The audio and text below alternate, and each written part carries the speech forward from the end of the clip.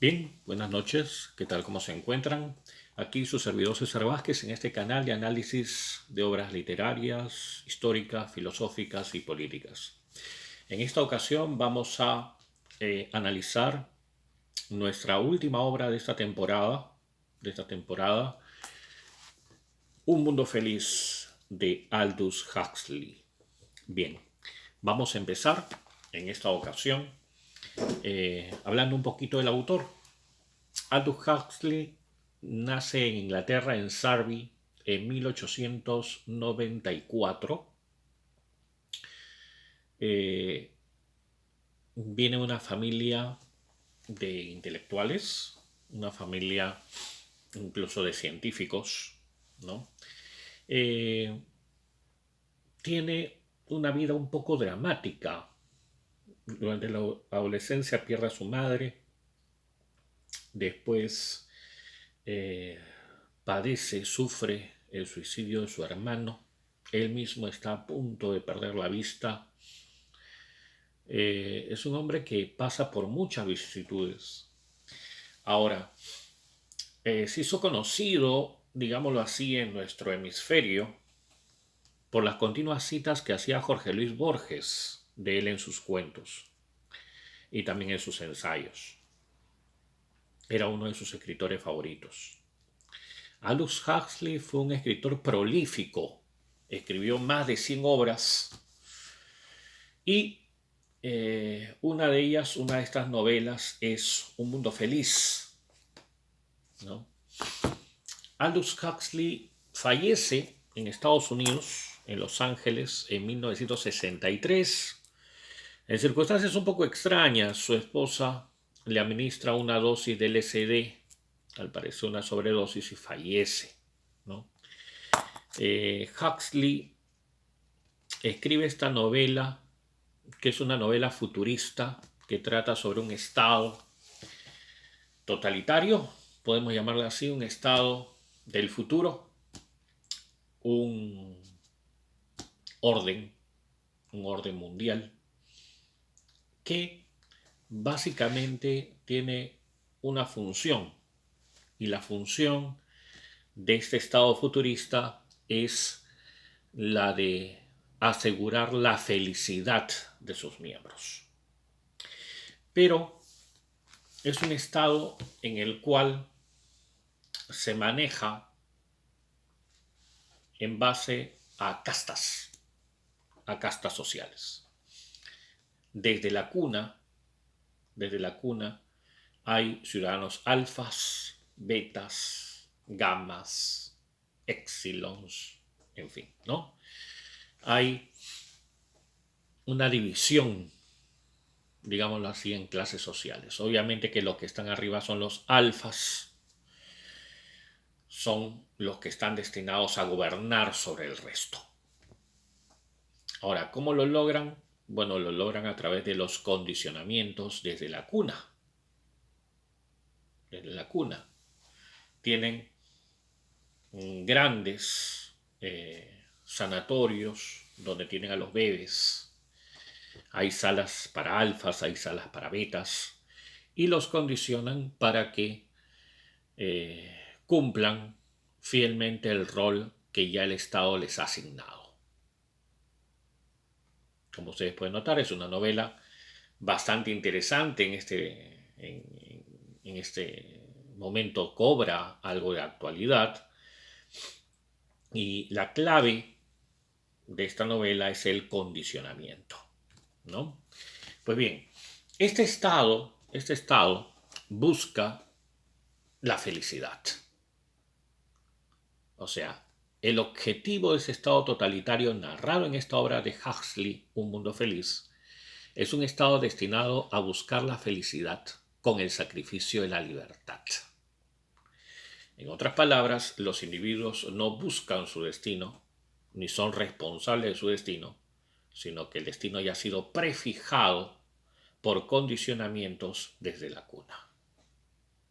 Bien, entonces la libertad de la cual gozan los ciudadanos de este estado es una libertad aparente. Desde pequeños desde que salen de estas cunas, sufren una serie de aversiones y también experimentan una serie de preferencias. Y ellos no saben por qué rechazan algunas cosas y por qué se afianzan y se apegan a otras. Y no lo saben porque simplemente desde la cuna han sido condicionados.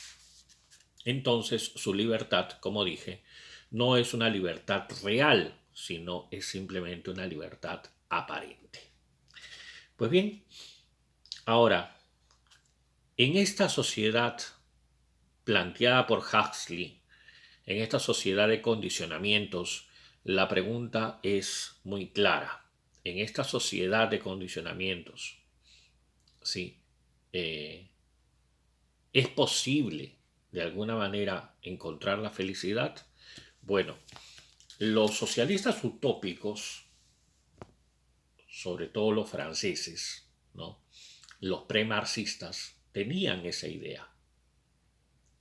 La felicidad tenía que conseguirse a través de la igualdad. Y para llegar a esa igualdad, esa condición en la cual todos tengamos lo mismo, las mismas oportunidades, los mismos bienes, la misma relación con las cosas, la misma relación con el poder, se tenía que hacer a costa de la libertad.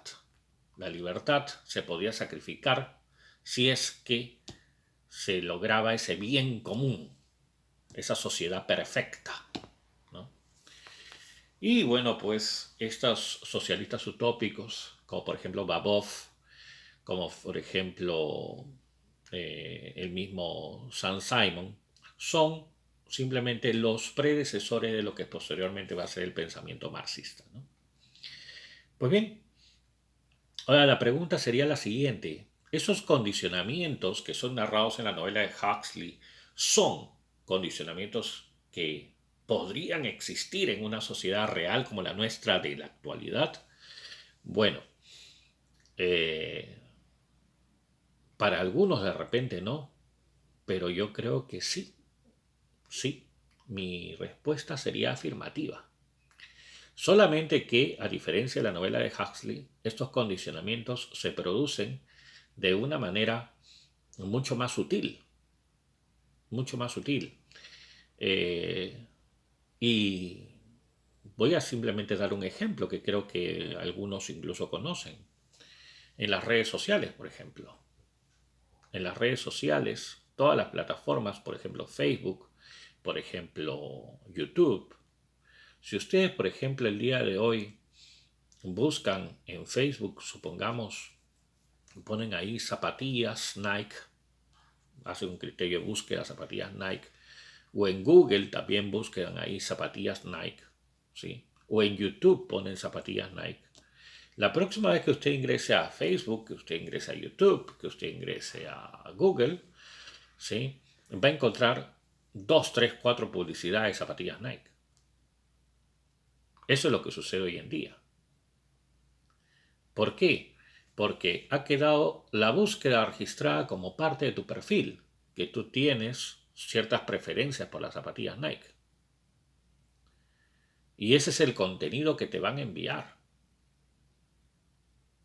Entonces, cada vez tu contenido va a ser más parcializado.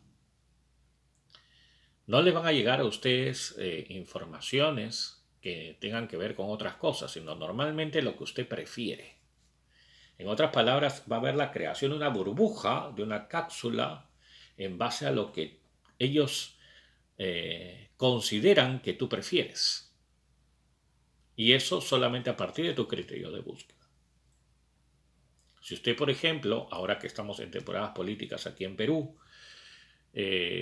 por ejemplo, busca un candidato, supongamos la señora Verónica Mendoza de Juntos por el Perú, lo más probable es que inmediatamente le aparezcan pues propagandas de ese partido en varios posts de Facebook, ¿no? Y también lo mismo va a pasar en Google y también lo mismo va a pasar en YouTube. Entonces, esos condicionamientos actualmente los manejan los medios de comunicación.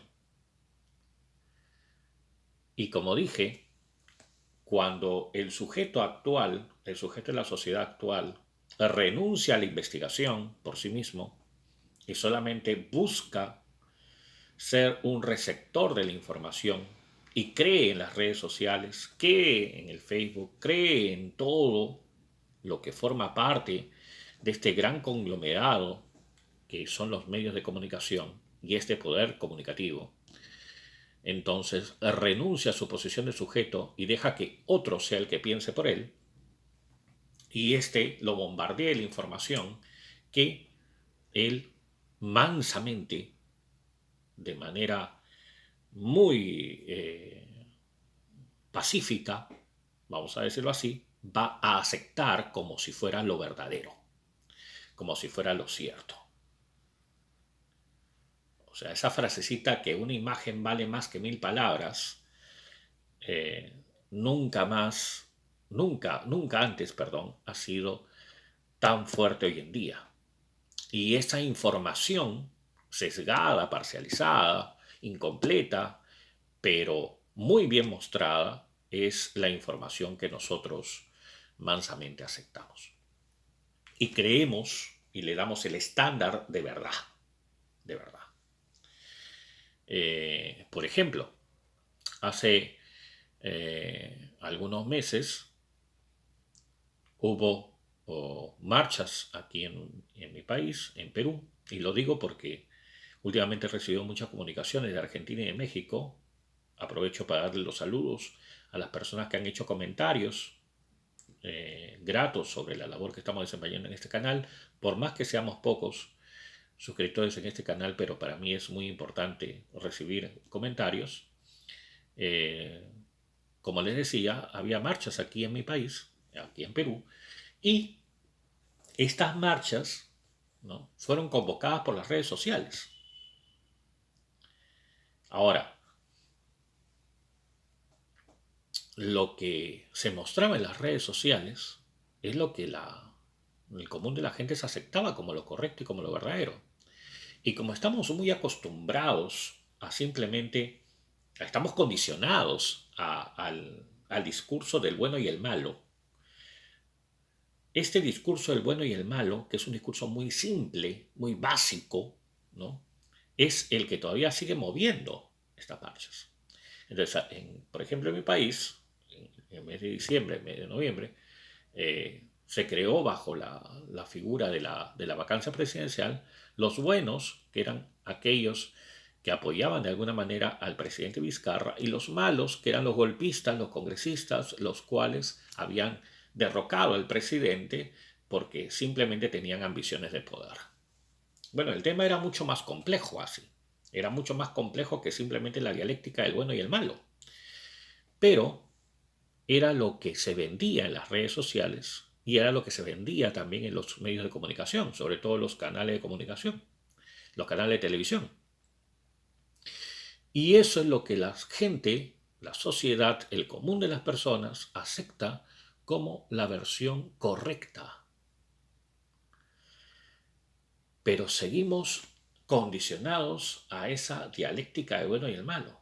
Ahora que conocemos que en realidad los buenos no eran tan buenos, ¿no?, y los malos no eran precisamente tan malos, entonces ahora es cuando, por ejemplo, ante la evidencia de lo que ha sucedido, como ha sido el caso de los famosos vacuna gates, personas que se han aprovechado del poder para vacunarse en plena pandemia, entonces ahora hay una especie de vuelta, una especie de autoconciencia de la realidad, ¿no es cierto?, de percatarnos de que lo que nosotros creíamos no era precisamente lo correcto.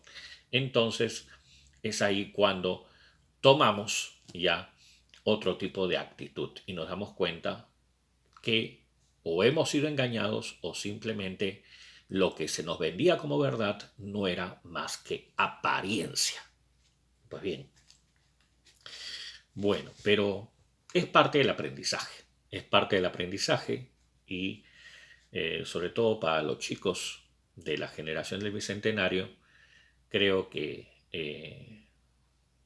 es una lección que se seguirá aprendiendo porque es parte del devenir histórico, ¿no? Pues bien, ahora, la pregunta es aquí, es una pregunta clave y es una pregunta complicada también de resolver, ¿no? ¿La libertad es felicidad? ¿Libertad y felicidad puede ser lo mismo? Bien, voy a leer un pasaje de esta novela para más o menos ubicarnos. Tenía varios pasajes seleccionados, pero ya creo que he desarrollado un poco algunos temas sin necesidad de leer. Pero voy a tomar un pasaje, ¿no? Veamos. Eh, a ver. Libertad, felicidad. Veamos. A ver, creo que por aquí. Veamos. Se trata de una discusión de dos personajes de la novela, ¿no? De Bernard y Lenina, que empiezan a discutir, ¿no? Porque ellos dos son alfas, ¿no? Pero en él se ha despertado la curiosidad de eh, ¿por qué no la libertad? Si realmente vale la pena seguir viviendo en algo que él ya se ha percatado que no es real. Entonces, tienen una discusión y lo voy a leer para que se entienda, ¿no? Camino de vuelta sobrevolando el canal, Bernard insistió en detener la hélice propulsora y permanecer suspendidos a tan solo 30 metros sobre las olas. El tiempo había empeorado, se había levantado un viento del sudoeste y el cielo estaba encapotado. Mira, le indicó Bernard. ¡Qué horror!, dijo Lenina, apartándose de la ventanilla. Se sintió horrorizada por aquel vertiginoso vacío de la noche, por las negras aguas que tenían debajo y por la pálida faz de la luna, tan mancilenta y abstraída entre las apresuradas nubes. Pongamos la radio, rápido, dijo ella, ¿no? Lenina alargó la mano hacia el botón del tablero de mandos y lo conectó al azar. Los cielos son azules en tu interior, cantaban en trémolo 16 voces en falsete, el tiempo es siempre. Eso es lo que decía la canción, ¿no? Luego un hipo ahogado por el silencio. Bernard había desconectado la radio. Me gusta mirar el mar en paz, dijo Bernard. No se puede mirar bien con ese espantoso ruido que suena sin parar. Pero sí es precioso, le dice Lenina. Y además, yo no quiero mirar. Pues yo sí, le dijo él, ¿no? Me hace sentirme como si fuese más yo mismo. Fíjense esas palabras, ¿no? Como si fuese más yo mismo. No sé si me entiendes. Más yo mismo. Y no tan enteramente una parte de otra cosa. No solo una célula del cuerpo social. ¿No te hace sentirte así, Lenina? A ellos los habían condicionado a la bulla. Ellos los habían condicionado al ruido. Él, en ese instante de silencio, estaba afirmando su individualidad. El yo soy distinto. Tengo libertad de ser diferente, ¿no? Pero Lenina estaba llorando. ¡Qué horror! ¡Qué horror! ¿Cómo te atreves a decir que no quieres ser una parte del cuerpo social? Miren lo que le pregunta a Lenina, ¿no? Le dice, ¿cómo te atreves a decir, eso es lo que no entiende, que no eres parte del cuerpo social? Si lo piensas, todo el mundo trabaja para todo el mundo. No podemos prescindir de nadie. hasta los exilones. Los exilones era la clase obrera, no más baja. Sí, ya lo sé, le dijo Bernard. Hasta los exilones son útiles, pues yo también, pero ojalá no valiera para nada. Lenina se escandalizó ante tal blasfemia. Pero Bernard, ¿cómo puedes hablar así? ¿Que cómo puedo? Le dice Bernard. No, el verdadero problema es ¿por qué no puedo hablar? O mejor, ¿qué es lo que sentiría si pudiera, si fuese libre, si no estuviera esclavizado por mi condicionamiento? Pero Bernard, dices unas cosas tan horribles. ¿Tú no deberías ser libre, Lenina? Le pregunta. No entiendo lo que quieres decir. Yo soy libre, libre de disfrutar del más maravilloso de los tiempos. Todo el mundo es feliz hoy en día. Bernard se echó a reír. Sí, hoy en día todo el mundo es feliz. Ya les administramos eso a los niños a los 5 años. Pero ¿no te gustaría ser libre para ser feliz de otra manera, Lenina? A tu manera, por ejemplo, no como todos los demás. No sé lo que quieres decir, repitió Lenina. Ay, volvamos ya, Bernard, no aguanto más aquí. Espero que hayan entendido un poco el sentido de este diálogo, porque lo que voy a comentar ahora tiene mucha relación con lo que acabamos de leer, que es, por ejemplo, la idea que sobre todo existe en los tiempos actuales de lo que se entiende por lo políticamente correcto. ¿Qué es lo políticamente correcto? Es un conjunto de usos,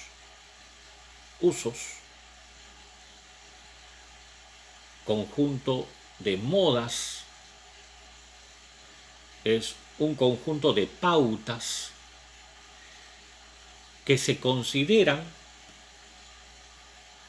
que se deben emplear, utilizar y practicar en la vida social y en la vida individual para que los demás sean felices, o sea, para lograr el bien común.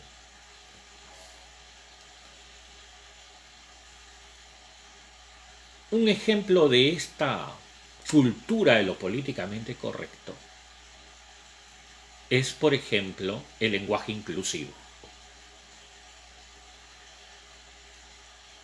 O sea, decir todos y todas, porque si yo digo todos, por más que en el castellano el masculino plural incluya a las personas de sexo femenino, a las mujeres, se ha formado la idea de que el todos es exclusivamente masculino.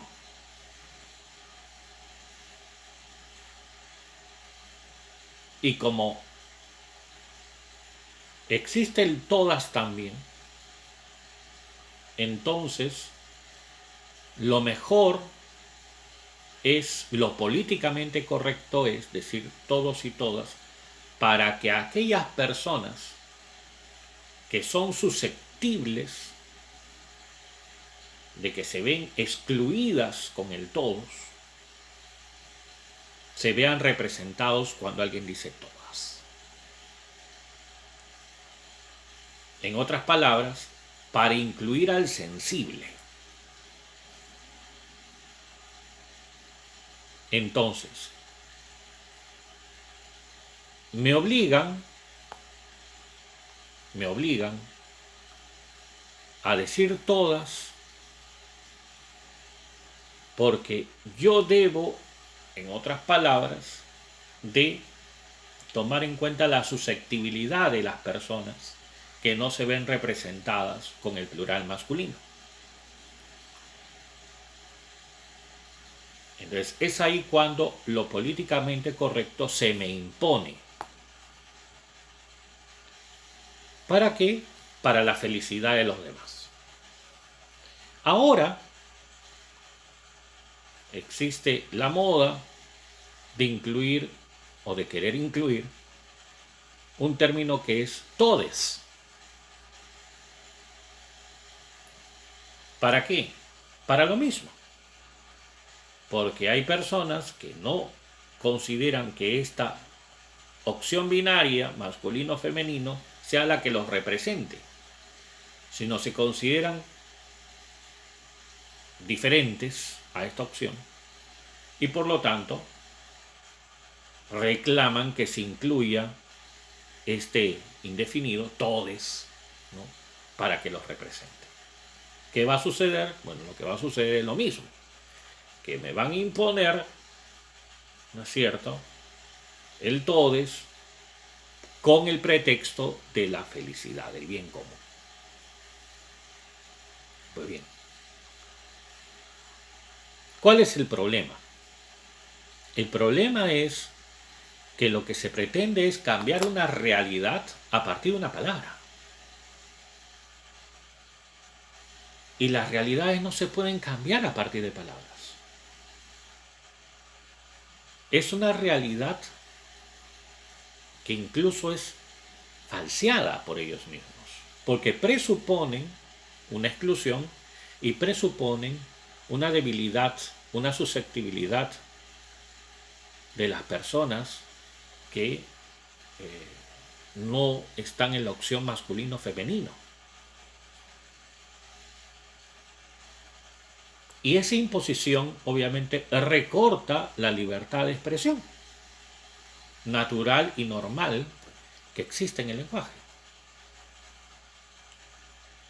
Y lo más grave es que yo incluso tengo hasta profesoras, ¿no?, profesoras, profesores, que se están autolimitando, se corrigen al hablar. Incluso, ¿no?, dan sus discursos por canales de YouTube. Y cuando hablan, quieren incluirse el todes a la fuerza. ¿Y eso qué es? Eso es un condicionamiento del lenguaje. Es colocar barreras en el lenguaje. ¿Pero por qué? Por un propósito político. Pero un propósito político basado en una idea errada, que es la idea de querer cambiar una realidad que podría ser pues la discriminación, la marginación, etcétera, a partir de una palabra. Y las realidades no se cambian con palabras. O sea, si algo puede servir de lo que estamos viviendo, que es la pandemia, es volver a la realidad y darnos cuenta que las creaciones intelectuales, como podría ser este recurso del lenguaje inclusivo, ¿sí?, son totalmente inefectivas para enfrentar realidades muy concretas, como podría ser la marginación o la discriminación que sufren los grupos LGTBI, por ejemplo, que existe, pero no se puede combatir a partir pues de simplemente una modificación de una terminación. ¿Y cómo se puede lograr eso? ¿A través de qué? A través de condicionamientos. Y un condicionamiento siempre es una afectación a la libertad. Y es una afectación inútil a la libertad. Pues bien, entonces, ¿la ignorancia puede ser parte de la felicidad? Bueno, hay un viejo refrán que dice: ojos que no ven, corazón que no siente. Pero yo soy un firme creyente que tarde o temprano la realidad siempre se impone. La realidad siempre es mucho más dura. siempre es mucho más plana. O sea, el lenguaje no da para tanto. El lenguaje simplemente es un artefacto. Es un artefacto que nos aproxima a la realidad. Pero la realidad es algo mucho más duro, mucho más concreto. Ahora, este personaje Bernard que está en esta novela es alguien que ve una ranura, ve un vacío, porque siempre por más esfuerzos que se haga o que haga la apariencia por aparentar ser verdad o realidad, siempre se va a descubrir algún vacío. Entonces, la pregunta es, ¿no? La pregunta es, ¿qué pasa si es que hay talentos o personas que abren grietas en, en, en estos sistemas, ¿no?